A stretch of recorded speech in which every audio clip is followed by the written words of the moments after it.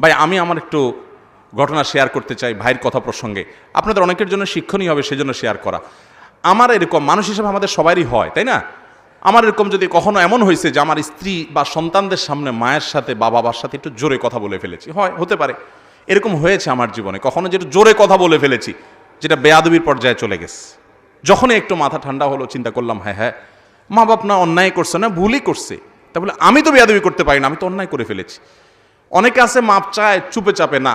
আমি যেটা করতাম, আমার স্ত্রী সন্তানের সাথে কিংবা ছোট ভাই বোনদের সামনে যদি বেয়াদবি হয়ে যেত তো সাথে সাথে পা ধরে সাথে সাথে চোখের পানি ফেলে ওই সন্তান ওই স্ত্রীর সামনে ওই ভাই বোনদের সামনে যাদের সামনে বেয়াদবি তাদের সামনেই মাপ চাইতাম, যাতে করে ওটার কাফফারাটা যথাযথভাবে আদায় হয়ে যায়।